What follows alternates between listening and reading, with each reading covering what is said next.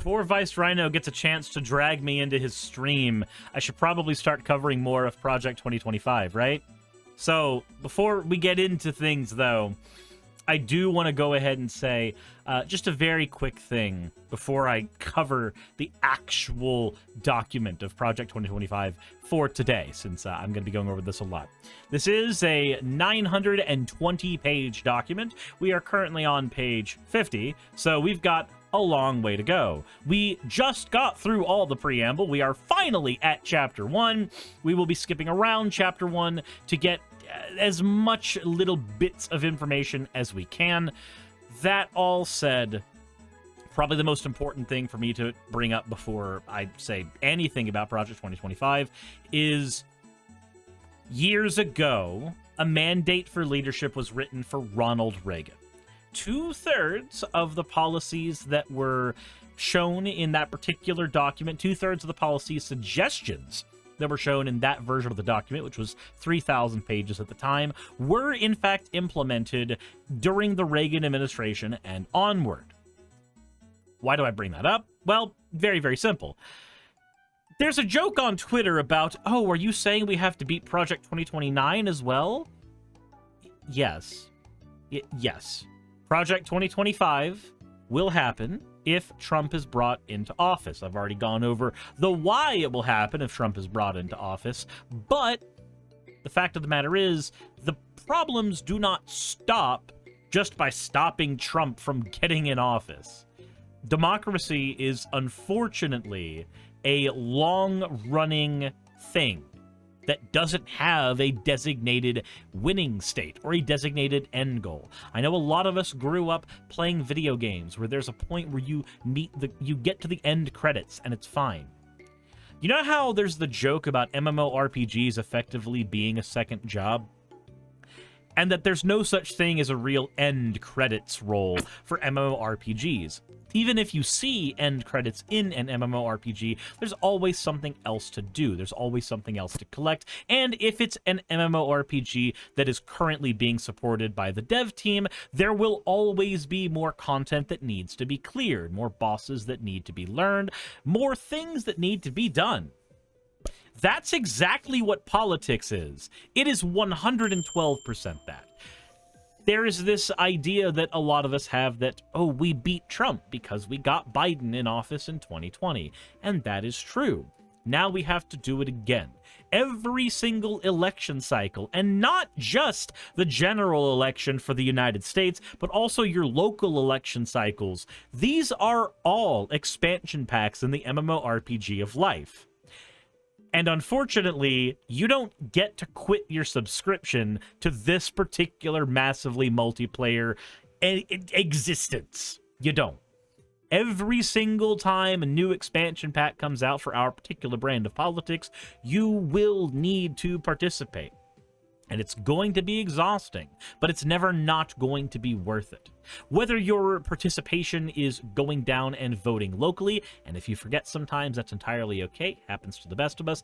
If your participation ends up being lobbying over at your local capital or your local government, whether it's taking part in conversations with local politicians, whether it's going straight to an area that has a pack letting you canvass, whether it's any of these things. Anything's better than slacktivism, where you just complain about the state of the world online. If you're in my comment section to tell me about how you have a better solution than electoralism to everything, I'd like to let you know that whatever you want to do is part of a grander narrative. For every single person going out convincing people to get off their asses and vote, we need people going in and working in soup kitchens. We need people going in and trying to help the homeless. We need people going and starting channels where they can raise awareness for things. We need people fundraising for local PACs. We need people on the ground talking about the ways in which legislation is affecting their lives. And again, not just in social media, but in a variety of ways.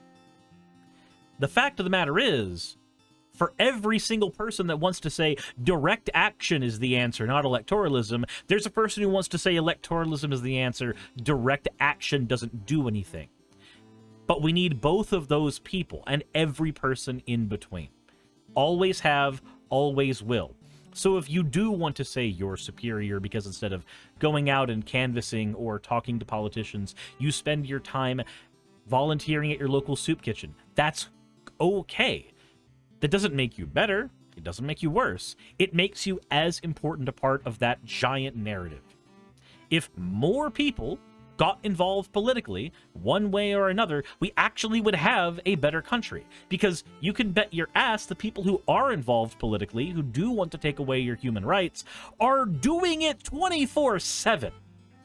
Every single moment you spend doing this, pretending that the politics around you aren't affecting the lives of you, your loved ones, your kids, everyone, there is somebody in Washington, there is somebody in your local House of Representatives, there is somebody in your Senate who is currently writing yet another bill that may or may not be passed that is there solely for the purpose of stripping you of your rights. And you have a little more power over them than you might think, whether that be via direct action or getting them out of office when it comes to time to vote. Either way, you have a part to play. Project 2025 is terrifying as a group of policy considerations. But the more terrifying part of it is that it is so large and over-encompassing that it seems daunting enough that people would rather plug their ears and not pay attention to it.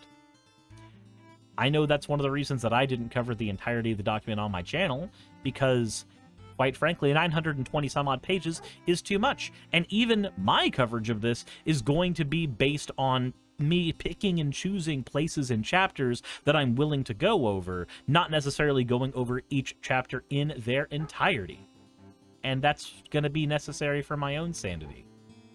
Read it yourself, take the time to do so, and let people know that you're worried about this, and also Agenda 47, and also every single thing that right now a would-be Trump administration is trying to push, but going forward, another admin will be trying to push. That said, wow, Growlithe. She is just doing a bork. I love my animals with all my heart. Sometimes they think that they are my #1 priority, and honestly, you can't really blame them for that, because a lot of times it feels like they are. Jassa says, the Heritage Foundation doesn't care who their puppet in power is, just that they have a puppet in power. Yes. Sakura says, wait, when did Growlithe turn into a cat? She didn't. But let's go ahead and take a look at Project 2025, now that I've got my rant out of the way about the fact that you will always need to be involved in some way, shape, or form in making your country better, or your country will move past you and get worse and erode. On page 52 of the super giant mega document that I hate my life for, we finally have Section 1, taking the reins of government. It begins by saying America's bicentennial, which culminated on July 4th, 1976, was a spirited and unifying celebration of our country, its founding, and its ideals. As we approach our nation's 250th anniversary, which will take place during the next presidency, America is now divided between two opposing forces: woke revolutionaries and those who believe in the ideals of the American Revolution.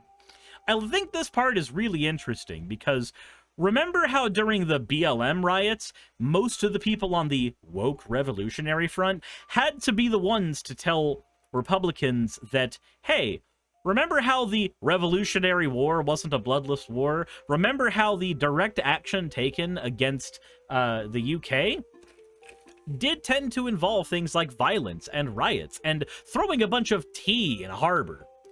Yeah, it's kind of weird how the spirit of the American Revolution is apparently just the status quo and regressivism, according to conservatives. When people actually try to fight for their lives and try to enact change, much like the Founding Fathers did, they're seen as the fake revolutionaries. Yeah, the 1776 American revolutionaries were the woke revolutionaries of their time. Yeah, the spirited American Revolution, back to monarchy. Nek Yuki, thank you very much for resubscribing with Prime. Moving on here. The former believed that America is and has always been systemically racist, and that it is not worth celebrating and must be fundamentally transformed, largely through a centralized administrative state. no, not really. While there are a few fringe people on the left that believe that the United States should become something entirely different than what it is today, there's plenty of people who believe in what this country currently is. They just want it to get better. Now, if we come to the table and saying, hey, the country should get better about its response to race, the country should get better about its response to immigration, healthcare, etc.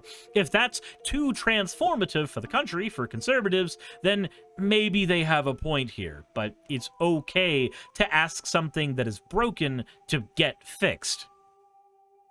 Just 2 years after the death of the last surviving Constitutional Convention delegate, James Madison, Abraham Lincoln warned that the greatest threat to America would come not from without, but from within. I'm actually awake, but not working the night shift. Thank you, Gerbo the Druid. I appreciate the resubscription. Interesting to me that they invoke Lincoln, since they stopped being the party of Lincoln after the Southern strategy. Said they believe broken is the nature of America. So the thing is, they don't believe that America's broken. Also, yeah, Lincoln was talking about what currently would be the Republican Party. The party that was okay with January 6th. Also, this weird thing happens with a lot of people on the right, where they like to claim that works like 1984 and politicians like Lincoln could effectively see into the future when they gave their warnings. But the reality is, works like 1984 and people like Lincoln aren't talking about a far-flung future. They're almost always writing about the present. Now, in the case of 1984, it's written with the veneer of a far-flung future, but this is the same way that Harry Potter is written with the veneer of being an urban fantasy, despite the fact that it's actually a set of mystery novels instead of what it pretends to be. If you want urban fantasy, read the Dresden Files. That's a wizard in an urban setting doing things. Harry Potter is, the world is out there, let's pretend it doesn't exist for 90% of each page. But I say that to show that even works like 1984 that ostensibly take place in the future are talking about all kinds of mechanics that existed in the day it was being written. So, just like with Lincoln, he's not talking about a far-flung future where one day something will happen from within that will try to tear America apart. The dude was part of the Civil War. He watched the America tearing itself apart. The threat from within was something he was talking about in the present. And as far as he was concerned, this was going to be something that America would have to deal with every single generation. And that seems to be the case. They then go, this is evident today, whether it be mask and vaccine mandates, school and business closures, efforts to keep Americans from driving gas cars or using gas stoves, or efforts to defund the police, indoctrinate school children, alter beloved books, abridge free speech, undermine colorblind ideal, or deny the biological reality that there are only two sexes. My God, there's so much. We have to pick this sentence apart because there's so much fucking wrong with it. Let's begin with the keep Americans from driving gas cars. Or, yeah, we'll start with that one. So, we can all agree that the fossil fuel industry is a dead industry with a finite resource that is a pollutant, right? If we can all agree with that, then we can understand that trying to future-proof Americans being able to independently drive is a good thing. In lieu of a public transport system that actually functions, which we don't have compared to other countries, Americans' ability to be individually mobile is paramount and important. So, being able to stretch that ability to be independently mobile is something we should be trying to work on, yes? If so, then you can understand why more electric vehicles and hybrid vehicles are going to be more important going into the future.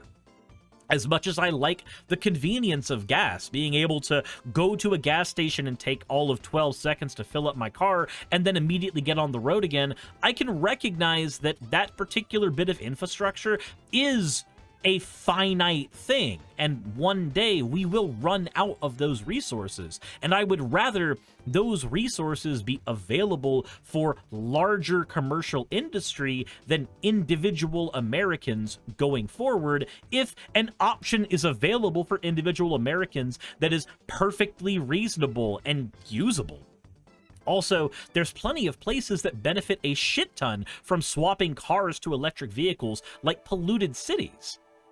You said convenience of gas. Nope, I hate getting gas. Do you know how many times plugging in my gas overnight has saved my ass because I was too lazy to get gas? Electric fucking rocks. Rhino, I love you to death. I really do. But I'm going to go ahead and say right now, that just feels like a skill issue to me. I think you could solve that by leveling up. But the fact that some of the densely populated areas in the country would benefit from having more electric vehicles, and individual Americans being less pollutant would be very, very good, since a lot of commercial industry is very hard to convert strictly to electric. It's not a bad thing to push efforts into hybrid and electric vehicles at all. And I'm not saying electric is bad. I'm just saying it's okay for us to recognize some of the benefits of gas, while also accepting that it's a finite resource that we can't renew, that we need to move from.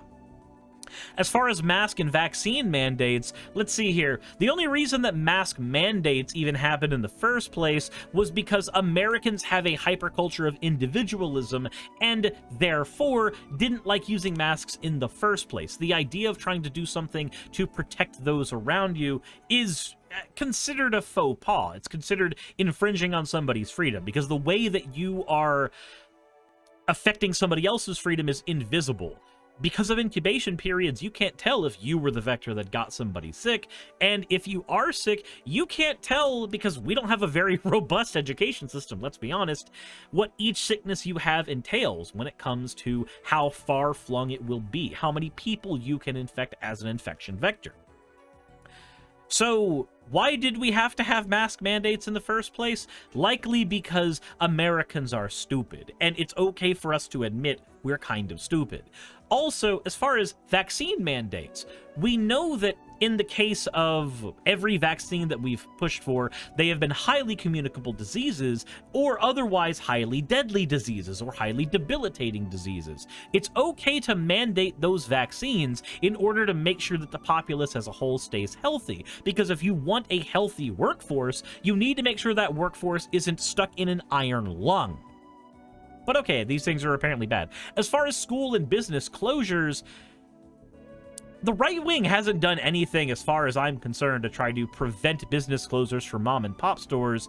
They do everything in their power to keep the wealthy billionaires in as much dough as possible. And when those places, the Walmarts and the Starbucks of the world, end up coming into your local area, they subsume every mom and pop store there, forcing them to compete with their giant mega dollars. This has been the case everywhere a Walmart or a Target or a Kroger has gone.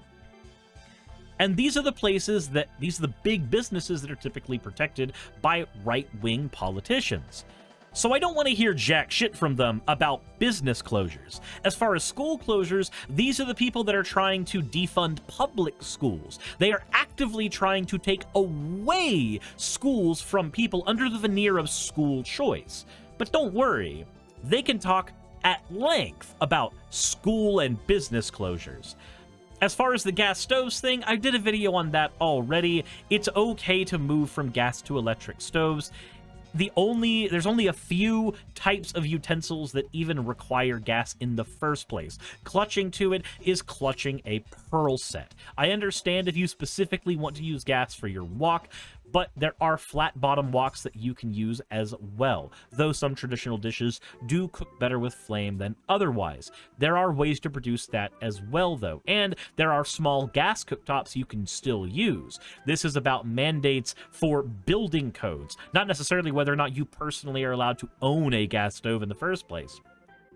As far as efforts to defund the police, let's be honest, the police being a catch-all solution to every problem in American society has been a stupid endeavor from the beginning. There is no world in which police should be the ones that you have to call if you think that your friend is suicidal, because the last person who needs to be going over to somebody's house when they're suicidal is somebody who's got training that says that the minute somebody spazzes out, they're going to use a fucking gun. I do recognize, though, there are situations where you do still have to call them because they are the only option in town when it comes to doing wellness checks. My problem is that they are the only option in town. They shouldn't be the only option in town when it comes to the variety of things that they try to do. Do you need gas in your car when you get stranded on the highway? A police officer is going to be helping with that. Do you have a mental health problem and you're thinking about suicide? A police officer is going to get involved in that. Is somebody breaking into your home? A police officer is going to get involved in that. Only one of these sounds like something a police officer should be even within 10 feet of, and yet we use them for all of them. And there's even more things we use police officers for that we honestly shouldn't. While defunding the police was a very dumb slogan to work with for the longest time because it meant something different to each individual person, it is still a noteworthy thing to strive for, in the sense that the police as they currently are envisioned are a catch-all solution that doesn't work for all of the issues that they are trying to solve. And that's the pro-police version of this. This isn't even me going into the ACAB version of this particular argument, which gives far less restitution for the police officers involved in this particular scenario. As far as beloved books and abridging speech, I don't even know what they're talking about here, because several beloved books that are being pulled from shelves are from right-wing Karens shrieking about the contents of stuff they've heard from libs of TikTok, from people who haven't even read those fucking books to begin with. As far as abridging free speech is what it always has been. Nobody's abridging your free speech. Your free speech is your ability to not get reciprocation from the government or from local authorities for the things you say about the government. That's what it is. That's what it always has been. So trying to argue that your free speech is your ability to harass somebody with slurs is and has always been a stupid, stupid position. And yet for some reason, we're convinced that this is an okay position, which doesn't make any fucking sense to me at all. Free speech still exists, and there's not any policy that I can think of that is trying to get rid of your free speech. And in other countries, when people have tried to shriek about free speech being taken away, like Jordan Peterson did with Bill C-16, turns out nobody ever got fucking arrested or anything for Bill C-16, so his entire canary in a coal mine speech didn't do jack shit, and it never would, because it never was a violation of his free speech to begin with. But he did manage to turn a pretty big profit from that, didn't he? Interesting. As for the last bits, undermined the colorblind ideal. So, the colorblind ideal only exists in a world where we pretend that disparities haven't happened in the past to people based on their race. The colorblind ideal works when somebody's not talking about the Chinese virus. The colorblind ideal works when black people weren't getting redlined by banks. The colorblind ideal only works in a fantasy world. There is no single person on the face of the goddamn planet that doesn't see color, but we like to pretend that they do. We like to pretend that there are people who can't see color outside of people who are legitimately colorblind. But the fact of the matter is, when you see somebody who is different than you have a schema in your brain, a pre-programmed set of beliefs that say what that person is or might be. Everybody is a little bit racist, and it's okay to recognize that fact in all of us. We all have those little inclinations. What makes us better people is keeping them in check. What makes us better human beings is recognizing those darker parts of ourselves and understanding what to do about them, as opposed to just pretending they don't exist. It's okay to recognize you have a few internal bigotries. Everybody has some.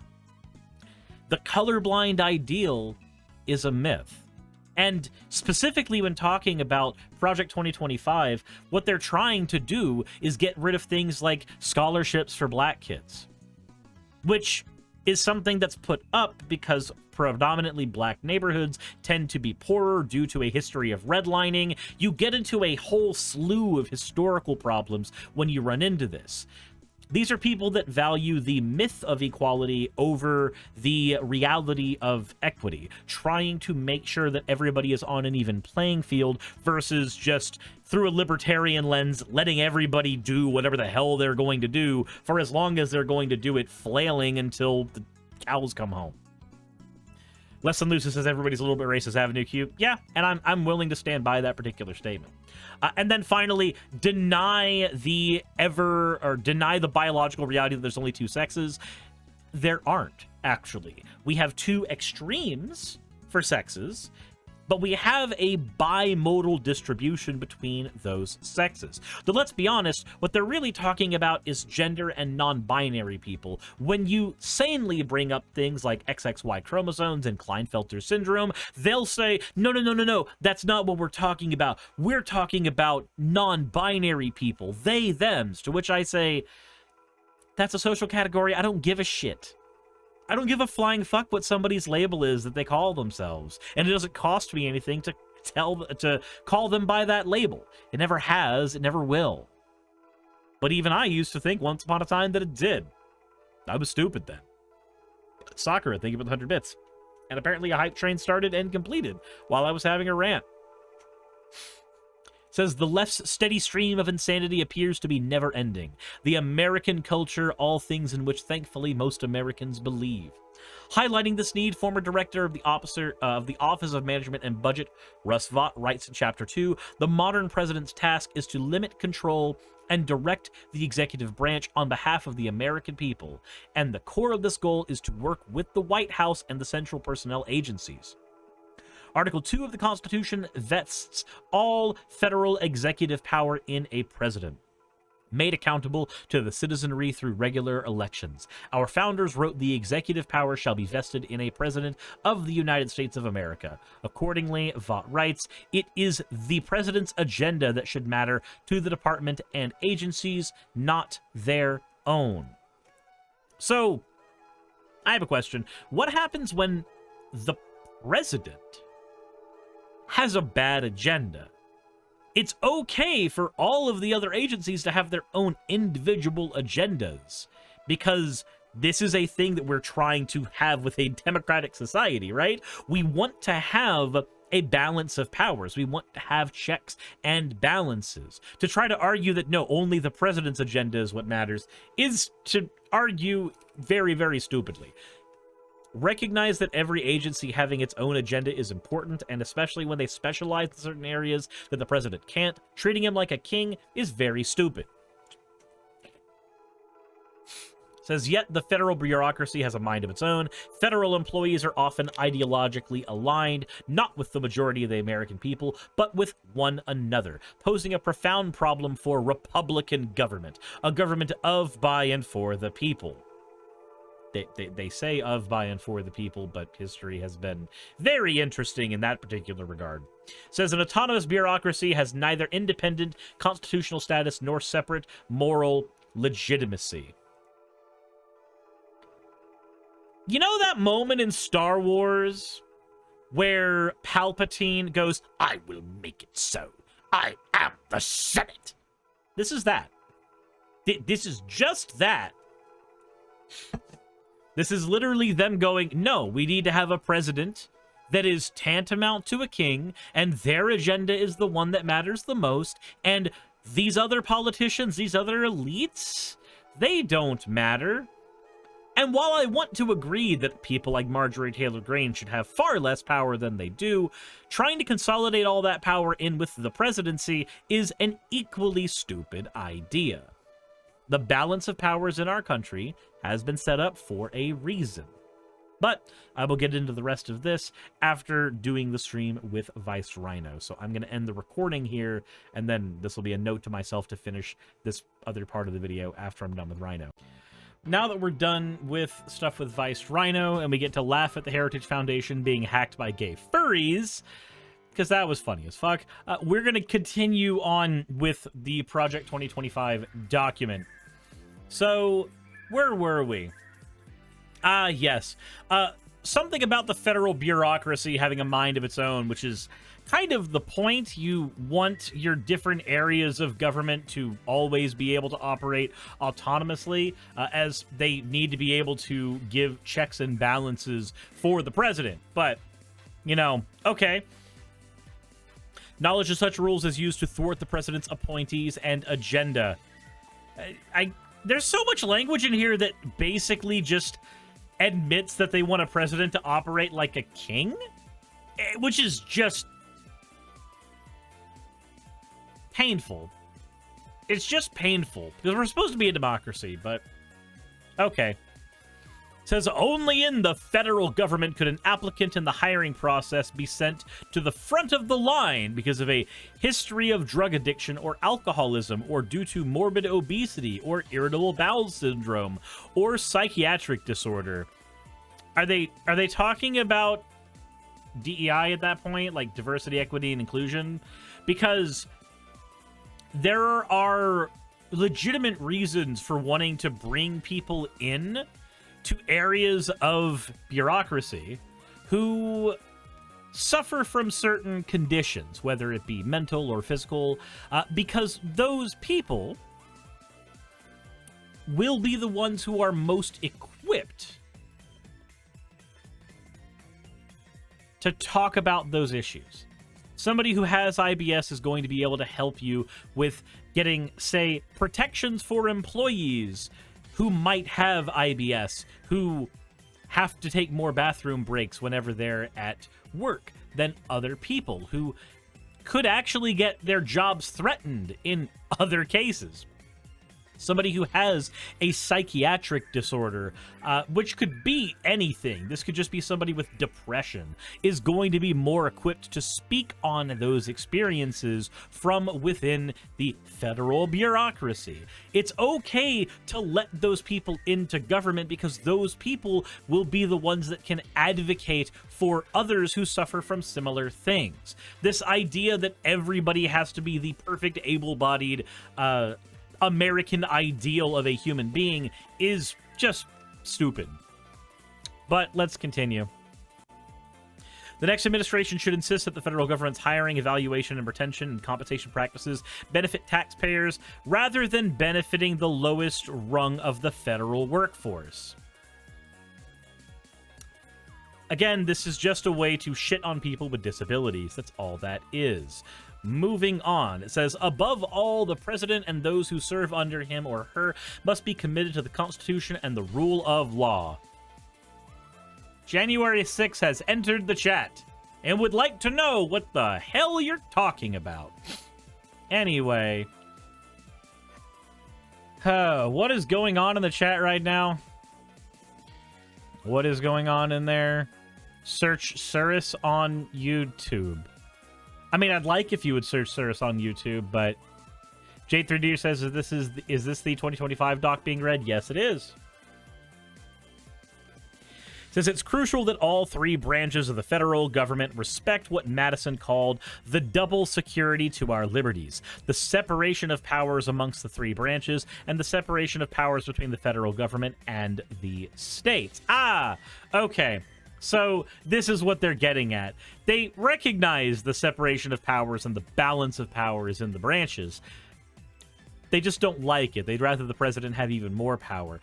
But conversely, they want to make the federal government not have as much power over the states, ignoring the fact that states' rights as a defense has always been one of the most stupid defenses of all time. It was used as a defense to try to keep slavery in the states right now, and it's currently being used as a defense to keep abortion away from people who need access to it. Actual fucking healthcare for people who have wombs is being ripped away from them under the guise of states' rights. every single time states' rights is used as an argument, it inadvertently is used solely for the purpose of keeping rights away from people. It was black people back then, and it's people with wombs right now. But of course, here we are. Says, when it comes to ensuring that freedom can flourish, nothing is more important than the deconstructing the centralized administrative state. So what that basically means is they want to remove several federal agencies from having power and consolidate all that power into the president. This is their way of saying that they are small government as conservatives. They strip away institutions within the federal government that provide legitimate aid to the country in order to give all of that power to the president. This way, they maintain the same amount of power the entire time, but they can say that they've gotten rid of superfluous institutions and therefore are actually the party of small government. The next administration must not cede such authority to nonpartisan experts who pursue their own ends while engaging in groupthink, insulated from American voters. So you know that if somebody is an expert in a field of, say, climatology, their position should actually not be influenced by American voters in any way, shape, or form. Their position should be based off of what their expertise is in, the science of climatology. So trying to argue that nonpartisan experts are a bad thing to have in federal government is absolutely fucking stupid. But says the following chapters detail how the next administration can be responsive to the American people, not to entrenched elites, how it can take care that all the laws are faithfully executed and not merely those that the president desires to see executed, and how it can achieve results and not be stymied by an unelected bureaucracy. Well, if we're worried about an unelected group of people having inordinate power in the United States, maybe we should have a conversation about the Supreme Court and the current ways they have been fucking things up. Anyway, that's all that we have in this section. The next section is going to be about the White House office, and we'll cover that in the next video. But for now, this has been section 1 of 30, I believe, in Project 2025. This is going to suck to edit, and hopefully we will do enough research into this to be able to understand the batshit craziness in here before we finally hit the point in the election cycle where Trump will once again say, no, we're not doing Agenda 2025, we're doing Agenda 47. It just looks a whole lot like Project 2025. Ugh. Yeah, I know impeachment charges have been brought up against Clarence and Alito, but I'm kind of a doomer when it comes to the Supreme Court. I'm an optimist in most scenarios, but then when you look at the Supreme Court, I'm not anymore. But let me know what you guys think in the comment section below. Hit the like button if you haven't already. That is the end of this particular section of the video. Let me know where you are sitting right there. Does Project 2025 scare you? Are you worried about it? Are you going to go and get up off your ass and go do something politically to stop it from happening? That one would be good. Voting would be a good start. Anyway, let me know what you think down there. As always, insert end of video tagline here.